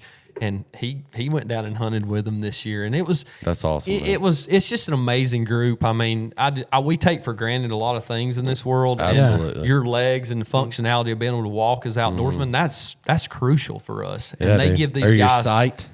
Because I could not see this year, and it was scary. Yeah, man. exactly. That's I crazy. mean, well, they actually took, and so that's another thing. Tommy got to hunt, and so did JP hunt with a blind guy this year. They took him out, and they harvested a deer with a blind guy. Oh, that's took him so out. cool. Amazing story, and they videoed the whole thing, and they're pointing the rifle, and they're like, "All right, you're on it," and he pulls the trigger, and he got to experience everything but seeing it. So the sight, the feeling, everything about that. And that's what that organization is. And That's killer, man. I told Nick, if we never did anything else, and we've agreed on that, our whole team, if we never do anything else with our podcast and our stuff, as long as we can go down there and do something for those guys, that's all that matters. Man, we're meant to, as human beings, we're meant to serve and serve others and give back, and it fills you up. If you've never just been selfless and served somebody else, like you just don't, like you need to. Yeah, I think that's that bond that, we go back to a lot of times as outdoorsmen, that we're probably as close to God as anyone is. Yeah. And when you go and do something like that, and you really get down to the core of what it is. And, there is jovial, and you laugh and you cut up, and first time we went down there, we were kind of like, what are we doing here? Yeah, we don't know what to do. We don't know what what do you need help with? We're afraid to ask, what do you need help with? Because Yeah. most of them do it. They've learned to do it on their own if they can. Yeah. And poor old Mr. Bobby's gone on to be with the Lord, but you know, when we helped him in the bed and stuff like that. No, you got to back up, tell the story. Him telling that turkey hunting story, you know, he'd got in an accident, right? Yeah. And he was paralyzed from the waist down, and I'm gonna mess it up, but you can go to the show and hear it. But he goes out there, ends up killing a turkey, and he had no way to pick it up. He was by himself, and had no way to pick it up but by his mouth. So you know how a turkey does when you pick it up after you shoot it, it's flocking. He picks it up by the foot. He puts the foot in his mouth. Put the foot in the mouth and pulls it back up to the chair, dude. Flogging the crap out of her. He's got blood all over him, so he gets back home and his wife's like freaking out. What's wrong with you? And what'd he say? You should see the other guy or something. But I mean, just to have a story like it, I mean, just to be able to tell that. But like I said, he's since gone on. But yeah, that's a good story. And he told us that night we were helping him in the bed because Nick and I were having to help him get him over the bed. Sure, I grabbed a hold to him and he looked at me and he said, "What's your little natty ass gonna do? Let that big boy get a hold of him." He's talking to Nick. So it was just funny the way, and I mean that's the way that they all are. Yeah. And I think that he also said, "Would you say I'll see you tomorrow or something?" He said, "Yeah, I promise you I ain't going nowhere. I'll be right here when you come back." He said, "I'll be right here when y'all get back." So, but I mean, it's just, I mean, the opportunity to spend time in the outdoors with people that are less fortunate, but in a lot of ways, I feel like I'm the less fortunate one because I don't get to appreciate life. Oh yeah, man. You take a lot away from it, a lot more away from it than they probably do. It's my favorite trip every year. I mean, do all the hunting, do anything that we do. That's my favorite trip to go on. We started this podcast as let's sit around and shoot the breeze in the basement. Yeah. And see where and we didn't have no vision of where it to go. It was just like let's just start talking and do whatever, you know, and see where it goes. And the people that we've met along the way or people we've been inspired by or anything, it's crazy that whether you got a podcast or a YouTube channel or whatever you're doing, if you'll just go out and just make conversation, just like you're afraid to talk to that guy in your neighborhood, you could have had permission a month ago, probably. Yeah, I could have killed that deer. But it's just going up, going out and it. making these conversations and letting yourself be known, whatever you want to do. And this podcast has been huge for us to make friends like you guys and everybody else we've met along the way. It's awesome, man. It's super awesome. And I got a story about that just happened today, actually. You know, just talking to people. Like we're right now, it's still waterfowl season. This is our first season waterfowl, and we're addicted, and we're ate up with it, right? Yeah. So, you got the boat. I got a boat. I heard that. But we've been hunting a lot of farm ponds and stuff because, I mean, to be honest with you, that's where all the birds are around here. So it's really funny. I was out scouting some ponds this morning and I saw some ducks and. Wesley and I are actually going to go out until about 8 o'clock in the morning and try to kill a few ducks, and then we're going to call y'all and take y'all to Cracker Barrel probably. But I had called a guy. I get on the map on X, find out who lives there. It's this flooded like timber area, and I get on X, figure out who lives there, find his phone number. Well, I call him. At about 3 o'clock today, 3:15 or something. I'm like, hey man, you know, my name's Chad Rice. I live in the area. Like I've been waterfowl hunting around where you live, and noticed you got some water on your property, and was wondering if I could hunt it. And he's like, well, to be honest with you, it only holds water when it rains real hard. And he said, and when it does, I usually put some waders on and try to go kill a few myself. He's like, is this the Chad Rice from CRÜZR Saddles? And I was like, this is like Twilight Zone, you know what I'm saying? This stuff happens all the time. Like, we'll see a truck. Yeah, like we saw a truck today with a CRÜZR sticker on it. I don't know who it is. And it's just, it blows my mind. But like that dude just being like, is this Chad Rice from CRÜZR Saddles? I was just like, yeah, dude, this is me. Maybe. You know? Why? It's me. Yeah. Did you fall out of a saddle or do you want to go duck hunting? No, he's like, I got one of your saddles. I really love it. And I'm like, oh, cool, man. I appreciate that. But how about that duck hunt? He's like, next time it floods, I'll call you. We'll go kill some. Nice. I know. I'll be in the neighborhood and somebody will be like, they'll come up to me and says, I build houses. They'll come up and say, are you the builder? I say, I don't know. Am I? What did I do? What happened? Yeah. No, it's just and funny. that's what's fun is about meeting people, you know, that you never would have met otherwise. Nope. I mean, it's Yeah. No. That's been one of my favorite things, is just talking to people, talking about what we all love, man. That's Just, right. Yeah, exactly. You know what we're doing here. yeah, It's absolutely. just one of the funnest things. You hear of someone or envision someone of being completely different from you, but they're really not.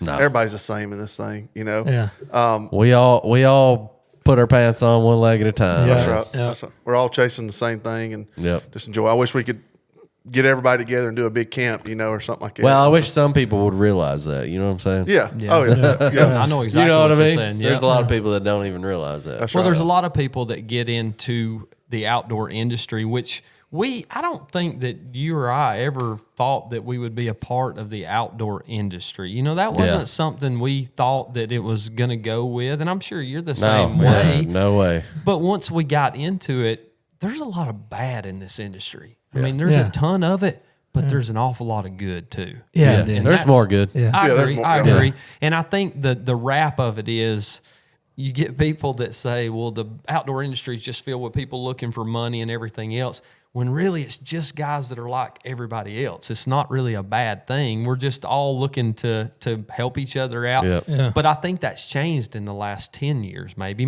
the last 5, where companies are willing to help this company to get to this company, or podcasting. I would have thought this would have been a cutthroat, you know, hardcore market. Nobody wants to help anybody. Sure. I don't think we've ever had a conversation with another podcast that we've thought those guys are out to get us. They're just stealing our ideas or anything. It's just it's so helpful. You know, mean, they at the share end- this stuff. They comment on this. We're a good tight knit group. At the end of the day, anybody can go and get microphones and a recording That's right. piece of recording That's hardware, right. and everybody can talk. Yep. And then right. they realize how much time it actually takes. Well, to Wesley do always this. says it. Wesley always says at the beginning of the show, you know, we're in the certain percentile, you know, Yeah. that made it through Yeah. this many episodes, because people don't realize how hard a work this is. Dude, it's a lot of work. It is to It's a show lot of up, work. and do it and talk. And at first, you're like, you feel uncomfortable. Yeah. you can talk to And your friend that's- all day yeah, long. Yeah. Yeah, But yeah. the moment you put a mic in Yeah, front you're of them, like, it's like a whole different thing. Yep, Yeah. yep. Yeah, it's like, it's like, I don't know what to say. I don't know what to yeah. do with my hands. Yeah, exactly. I don't know what to do with my hands. That's a Get great dick way on to that put one all it. the time. You boys, are you guys going out of town turkey hunting? No, we're gonna. Well, at least for me, I'm gonna be all state. Well, Yeah, I'll so I got invited on to a lease in Oklahoma this year. Okay. So Have you killed a Rio? no. Okay. Eastern's the only turkeys I've ever killed. So going out to Oklahoma, gonna I don't know what the situation is yet. What it looks like. I don't know if I'm going to split the lease with these people or be invited on the lease to hunt it. Gotcha. So I am going to hunt it this year out in Oklahoma. So deer and turkey. And he's like, there's ponds on the property, man. Come kill all the ducks and Really? geese you want. So That'd I'll be do fun. that too. I know there's some good deer in Yeah. Oklahoma. Yeah, good yeah, deer. there's some really Yeah, good deer. Good deer. I'll show you. I got pictures, like trail cam pictures of deer out there on this property. It's 1,100 acres, and I wonder how- ain't gonna be a lot of people hunting it. So I was going it's- to say, I wonder how well the saddle hunting's going to be hunting in Oklahoma, because there's not a whole lot of trees there. well, there is in this place. Oh, okay. It's all black oak. Okay. So and CRP. So it's gonna be decent. Cool. Yeah. Wesley, you going out of state? One of our interns invited me to go down to Mississippi because they that'd be moved fun. our turkey season back 2 2 weeks. weeks. Yeah. April? So I think end of March, right? No, it usually starts in April, but it's Okay. going to start at the end of April instead of the middle of April. Right. So they didn't change the amount of days; they just moved it They're 2 moving weeks. it to the end of April? I think The so. start Yeah, of yeah. turkey season. It usually starts, I believe, 1st or mid-April, and they pushed it back 2 weeks, but it's going to continue Yeah. the month and a half that the Yeah. season is, 6 weeks, I think. Yeah. So But one of our interns has a permission property in Mississippi to hunt, and so I may go down there. But you probably will. You'll be close to it anyway in Memphis. yeah, so. yeah. So I'd have a place to stay and stuff. But Yeah. I don't know. I've never killed a turkey, dude. I've only gone turkey hunting twice in my life. What? Yeah. I want to get up Well, there. he only started hunting last year. Yeah, yeah. Period. Yeah, 2 years ago was my first season. Period. Hunting Period. Ever. Well, my dad had a hunting show when we lived in Ohio for about 2 Random, years. yeah. It's Oh, super wow. random. And dude, funny enough, I still have all of his VHS tapes. Do you need to bring it? We need to watch them. I It's have too all of them. funny. And there's videos of me as a child, like pulling a bow back and stuff like that. What was the name of it? I don't even know. Big as dude. you were probably a Dude, man I was- child. Probably pulling back a 70-pound bow. I was like 5 or 6 years old when he had that show, and but like he took it and he did something with it for about 2 years. Got invited, had full sponsorships, all sorts of stuff. But I don't know if nothing ended up happening with it or what. And then I haven't hunted until me and Michael 2 years ago was just like, I got to figure something out with meat. And that was my whole concern, was like, I'm dating this girl. We're about to get married. I'm spending a lot of money right now. I got to feed her. Yeah, well, and I was, at the time, I was on the carnivore diet. And so I was like, I'm only eating meat. This is getting really expensive. What are some ways that I can do it? And I Googled it, and the first thing that said was hunting. I was like, you know what? I was like, this looks like a lot of fun. Then you I'm gonna figured do out it. it costs 4 times as much to Well, get deer meat as so- it does beef. The worst part is I'm a gear guy. And so I was like, yeah. oh, like this looks cool. I'm gonna buy this. Gotta have And, this, gotta yeah. have that. I know. so- I'm right there with you, brother. Yeah. And so next thing I know, I was in the wedding industry doing video work for that. And then I texted, well, I didn't even text you. We showed up, I think. And Yeah, y'all just came by. and so I was like, it's hey. funny because we go to church together. we played poker for a while together. And I got these. Well, I didn't get him into it, but we invited him to play poker with us.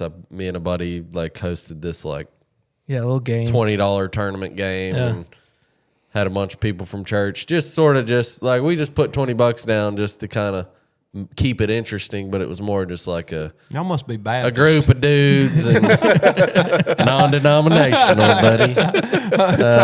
Sound like my kind of Yeah. my kind of church.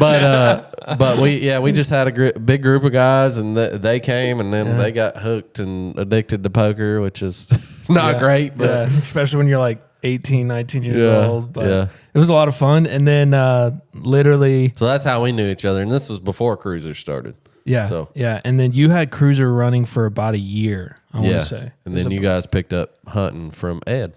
Yeah, Ed got them Yeah, into. so Ed showed us the CRÜZR saddle. Yeah. He put me in one. I'm not kidding you. In our church parking lot on a tree that was about 6 inches in diameter. Like it was tiny. And I was like, this is really cool. I had a climber before and I didn't spend any money on that. It was like $100 or something. And then literally the next day, I think we went. Y'all came over here, and Yeah, we went over. Well, that morning, I think we went and hunted, and Michael fell out of the climber. And I was like, we got to figure something out. Michael. Yeah, and so I was like, we got to figure something out. And we literally Googled saddle hunting, and the first thing that popped up was CRÜZR saddles. I was like, I know that guy. And so we went over, and I asked him, I was like, can we trade some video work for some saddles? And he said yes. And fast forward a year, now I work for him. So. Yeah, well, and funny. that's the cool thing about what you just said. You brought up Ed. Yeah. Ed, we nicknamed, or I nicknamed him the Dragon. The dragon. You are the one. That's what he's in my contacts now, dude. We were sitting at dinner that night, and that's just What'd you say? He's like a mythological creature. Everybody wants to catch him, but nobody really wants to hold on to him. He still says he He's a doesn't know if that dragon. was a compliment or a diss. He That's still exactly says that. what he said on our show, and that's the cool thing about it. You know, opportunities to make a memory or a moment. You know, that y'all talked about that on your show. You said y'all have had him on as Ed the Dragon Stewart, Yeah. and I'm like, all right, I know exactly where that name came from. Yeah. Well, you know, Ed had only met us a couple of times, and he come down to the bow shoot along with you guys, and he came down a day early, man, and he just kind of opened up to us like he'd been around us all of our life. Yeah. He's a Like, good He's dude, a man. real guy, man. just, you know, He's phenomenal. He felt comfortable talking with us and telling us stories, and that's cool, man. When somebody can come around you and feel like, you make them feel warm enough that they can tell you their life story or anything. He's hilarious, dude. He is. He is. Oh, dude, he's a real. He's He- and hilarious. he's really, really smart. Yeah, he is. He's a very smart guy. Super smart. Get him and Jerry talking. You gets us in all kinds You'll of feel conversations. dumb real quick in that room. I got a question for you guys. You guys have obviously hunted pretty much your whole life, right? That's some way, form, or fashion. If you asked yourself the question today, and how long have you guys been running? Talk about it. 2.5 years. 2.5 years. If you asked yourself today, 4 years ago, where would you say that you would be if this didn't happen? If Talk About It didn't go? I'd still be doing the same stuff, I guess. Yeah, Other than not having the show. Yeah, I would still be doing the same thing. I'm not big on change. I was always a traveler when it comes to hunting. I was going cool. to Illinois. My dad took me to Iowa in 2013 for the first time for shotgun season. I was going there already. I don't think I would be saddle hunting. Yeah. I can honestly say that. Yeah. It would not have happened. There would have been no, because I was the guy, and I'll attest to this, that said, I'll never get in a saddle. I don't like it or anything else. And my whole prerogative changed when I met you guys. And once I finally got into one and I started seeing the benefits of it. Yeah. I don't know that I would be doing anything different. I will say that it has made me more humble when it comes to my hunting. Yeah. I was the guy that thought I had to kill big deer. You know, I had to kill a bigger deer every year, and I was doing pretty well at it. And I may have made a comment online where I shouldn't have, maybe knocking a guy down for killing a deer that he, hey, you shouldn't have shot that deer. You should have let it grow. After starting this show and listening to other podcasts and learning what negativity can do to a human being's persona or their perception of reality, it totally changed me. Yeah, man. Because I honestly, to this day, I have regrets for comments I've made. Yeah. Sure. And someone else doing something, you know. And we all probably do. Yeah. We do. In We some do. way, I mean, form, or it fashion. happens. So I think this show has made me realize it's okay to shoot a small deer. It's okay to do certain things that are different than the way that I do them. So for me, that's been the biggest change. It's just, man. it's made me I feel like it's made me a better person. Yeah. This guy right here, he's made me a better person being around him in general, because I spend as much time around him as anybody. I mean, we talk every day. We talk about the show. And when we first started, I was an argumentative person. I would argue with anything he wanted to do. I'd be like, nope, that ain't going to work. We're not doing that. And it made me stop doing that and start realizing maybe I need to listen to these ideas. It may not be what I want to hear. Yeah. But there's been so many ideas that he's came up with. There's a lot of people that do want to hear. Yeah, You know what I'm exactly. saying? Exactly. Yeah. So taking that into consideration, I mean, it's been a blessing to me being around him. I mean, and I've said it before. So it's that's the easy big to thing. say that your show has grown you as a human being. Absolutely. Absolutely. Yeah. I mean, in the people we've met and the things that we've been able to do through it, the hunting side of it, you can throw that out the window because that's was going to be there anyway. Yeah. But the podcast itself has made me appreciate time spent. And I don't know, I enjoy the times I get to spend because we've never got to come up here. We never got to go to shows and meet people. I mean, stuff like that, people just don't get to see. You know, you see us doing a show once a week and dropping it out, but they don't see all the backstories. Yeah. and stuff. It's cool, man. It's been even for me, like having this company, like it's been a platform to create relationships with people. Absolutely. That like, you'll talk to those people for the rest of your life. Yes, You know what I'm absolutely. saying? I could easily say that about you guys. We'll make many memories. That's right. In the future together. right. So It's really helped me get out of my shell. Yeah. Like I've been traveling deer hunting since 2008, but I never started traveling turkey hunting. I never would get in front of a camera. I never would. You know, it was uncomfortable as hell for me. Oh, yeah. When we Believe sat down me, I to know do it. this right here on this podcast, when we'd sit in my basement, look at one another like, what are we going to do now? You know, what we going to talk about now? And I'd have to dig it out of him. Yeah. but it's helped me get out of my shell, and I tell you this, it's helped me do different things, and it's made me want to see the country as far as turkey hunting. I didn't realize that I could do something. I love going on vacation. Yeah. I like going on vacation with my wife. I would rather go spend a week somewhere turkey hunting because I feel like I can see that state that I need to see. Better. And that's my prize. Yeah. That's Yeah. my prize. My wife's prize is going to the beach reading a book. My prize is going Mine up too, buddy. mine's going up on a mountain listening to a turkey gobble. I could sit down next to a stump like I did in Idaho last year and just watch the sunrise. Dude, there's nothing like it, man. And I don't think that I would have been doing that if it wasn't for the show, or I wouldn't be doing some of this filming. You know, I'll say this because I think this is a good point to add. Last year during the summer, I went to Hawaii, and we were planning on going there pretty much no matter what. But once I found out that you could hunt there and that it was cheap, I was like, I'm going to make that a goal. Mm-hmm. Yeah. And so I did. And I will say that entire trip, as fun as it was, as much as I enjoyed it, the highlight of that trip was I drove 3 hours, 10,000 feet above the clouds, and I'm sitting in a Jeep by myself with all my hunting clothes on, getting ready to get out of the car, and I'm just sitting there watching the sunrise. And there's literally nothing like it. But if I never had pretty much hunting a part of my life in any form or fashion, I would have never done that. Mm-hmm. I would have never. Your lazy butt would have slept in. That's exactly what I would have done. That's exactly what I would have 11 o'clock. Yeah, like my wife and her friends were like, "Hey, we're gonna go do this." I was like, "Great! I'm gonna wake up at 3 a.m. I'm gonna take the Jeep and I'm gonna literally hike up a mountain and I'm gonna watch the sunrise and then try to kill some goats." But I would have, if hunting wasn't part of my life, I would have never had that experience of just sitting there and watching it. And I really just think, like, if you're not a hunter and you're listening to this, I don't know why you would be, but if you were, probably not. But rock climber, yeah, maybe, who knows? Like, do it, because there is nothing like just sitting down and just listening to silence, if that makes sense. And then watching the woods wake up, come to life. Well, my old man, he's a hermit. I mean, he went to work every day, come home, and sit at home, and they'd do the once a year. When him and my mom were married, they'd go the once a year vacation, whatever. And that was it. That's all he'd done. And now he gets to go, now that he's retired, I take him along with me on these hunting trips. And it's just like a kid sitting in the back seat when we see elk, like a field full of elk. I'm like, he's probably thinking, I don't know if he'd ever tell him, he's probably thinking, I should have done this, 20 years ago. It's expensive. It gets expensive, but you can save. You don't have to go out to Longhorns every night. Yeah. You can save that money and go. So that's what we always say. Just go. Just pack it up and go. That's right. Figure a way out. You're going to find a way if you want to do it. Yeah. It doesn't always have to be expensive. You don't have to go out and eat steak every night if you go out of town. Yeah. You can go out there and live on a bologna sandwich.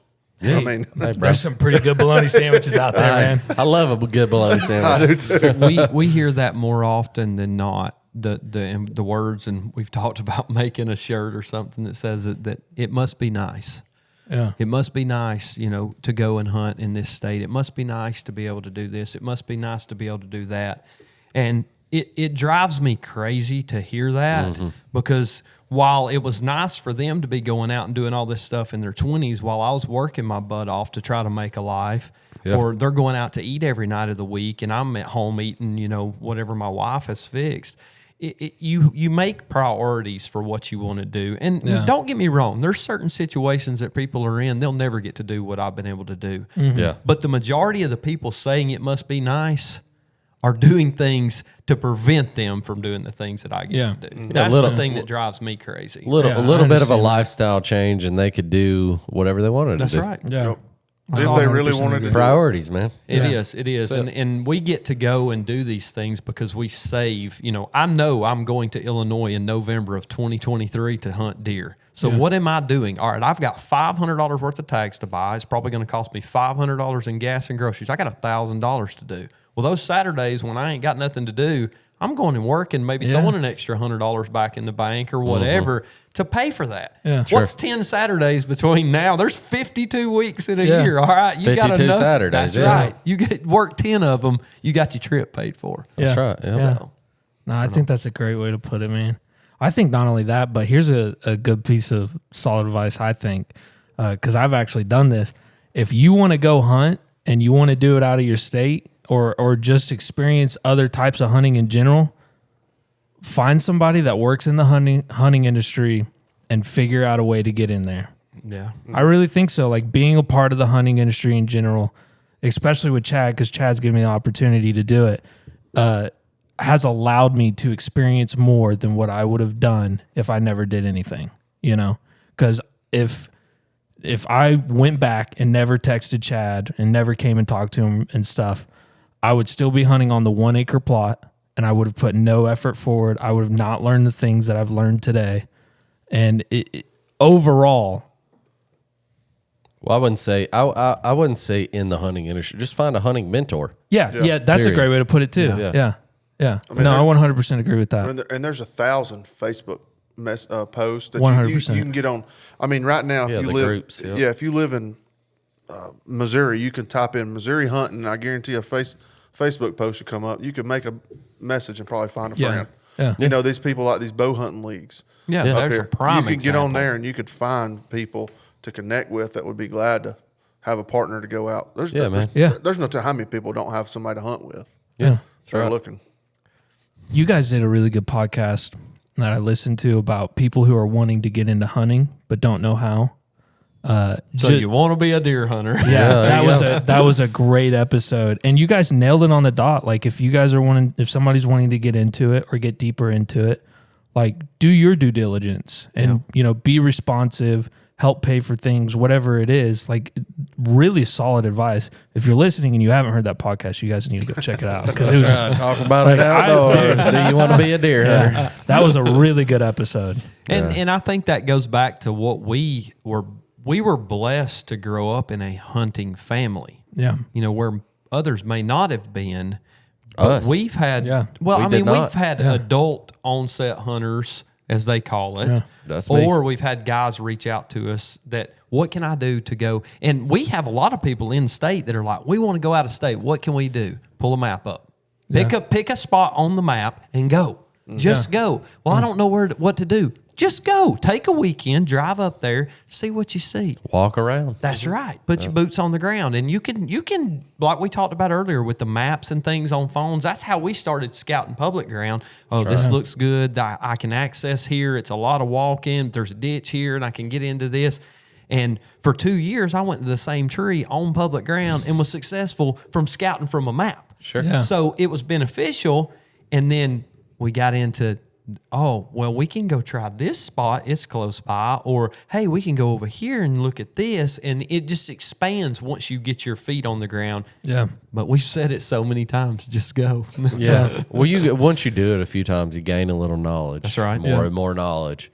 You realize like, hey, this spot looks sort of like this spot where I killed a deer, or where I saw a bunch of deer. Or, deer are creatures of habit. They travel the same terrain and live in the same habitats all over the U.S. So, I tell you, I think a lot of problem too for people wanting to travel, and I find myself doing this too. Is if you go online to try to buy a license in another state, it seems like you have to go through 3 different websites to find Yeah. the can be license. confusing. Yeah, it can be very confusing, and people don't want to take the time to do it. If they type in, "I want to buy a Tennessee license," it don't just automatically pop up. So they're like, screw it, I'm not going to go through all that. I'm not going to put all this information in.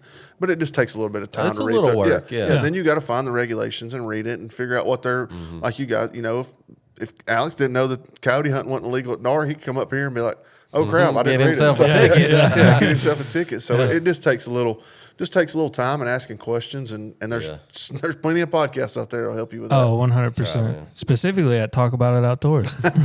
We're learning knowledge. We're learning knowledge on these different states. So yeah, man. Well, that's wild, what do you guys do? What's your plans? I know Yeah. you said you're going turkey hunting out of state, try to kill the slam. yeah, I'm going to Florida. We're going to Florida in March, and then Georgia opens the first week of April, and then we fly out in May. We're going to Oregon and Idaho. And if I do, knock on wood again, if I get that bird in Florida, I'm gonna try to find something in Texas or Oklahoma. Heck yeah, Yeah. bro. You need to get that lease by then. I know. I'll get you on one. Hey, I'll have it. Yeah. I'll have it for sure. I can always swing up through Tennessee and pick you up. Yeah, bro. There we go. What about you, Alex? What's your plans for the season? Oh man, just go tag along with Nicholas. Try to get one knocked down in Florida. He's going to introduce himself to the Florida gang, the Brunson brothers There down we go, there. He buddy. gets to Heck yeah. meet some amazing people there, and I'm gonna try to knock down my own turkey. I want to do that this year. We've got a friend of ours at Shag Hill, Mr. Clay Townsend. He's been texting me back and forth. He's an amazing call maker, makes amazing pot calls and trumpets, and Heck yeah. he's invited me down to teach me a little bit of calling. There we go. I'm gonna try to get my own bird killed. I like doing things myself, and maybe Heck I yeah. can do that and do some filming and just keep growing. I mean, we've got an amazing thing. You know, we're fixing to drop out this summer. That's going to be pretty cool to see. And We got a full video series of our hunting. Nice. Oh, sick, Good. man. I So can't we wait. kept- Can't nine wait. Congrats, episodes. man. That's cool. We did not. That's really cool. It was hard. It's been hard not to drop it, but we're probably looking at 10, 12 episodes. Deer. Heck yeah. yeah, Deer from hunting. our deer season. Okay. Yeah, from deer Awesome, season, man. yeah. And we added great team members, this year. Cody's always been right there with us right out of the beginning. He's Oh, going yeah. to Utah this year to hunt again with Shad Brunson. And we've got Cody Mayo and Mark Tucker that came on as team members. We've got Caleb Wilson and Tyler Moore. They came on to be with us, and they're Yeah. all a part of that video series from this year. And Awesome, it's going to be great to see how we grow this year. Mm-hmm. What I'm excited about more than anything is just continuing to grow and build relationships. Yeah, man. Yeah. It's It's the so beauty hard of to it. take that content and not put it out like as soon as you kill. Yeah, I know, Yeah, right? it's Yeah. very difficult. But we're like, we made a decision. We're like, let's just wait. No Yeah. matter what gets on the ground, let's just wait. Because people don't want to watch deer hunting right now. No. No. I mean, it's Well, over. It's over. got, it's some people are still watching duck hunting stuff, but Yeah, then it's it's about about to to switch to yeah. turkey, and yeah. that's right. So this season, y'all gonna film some turkey kills, right. and then next season Yep. you can dump That's it right. right So- now. That's yeah. right. We had So- we had a hold back. We had a hold back a year. So Yeah, that's right. That's what we're doing as well with our deer content, and we'll do it Michael, don't make fun of our editing and the, stuff. the okay? same thing. We're gonna do the same thing with Our our editing, you're the one doing the editing. So if you hear this and you don't like it, Nick did the editing. blame Nick. Okay. That's funny. Ain't no I team. Ain't no I tell you. That's right. No, but Well, there's a me. There you go. I've got one last question for you guys. I ask all of our guest members, but what's your dream hunt?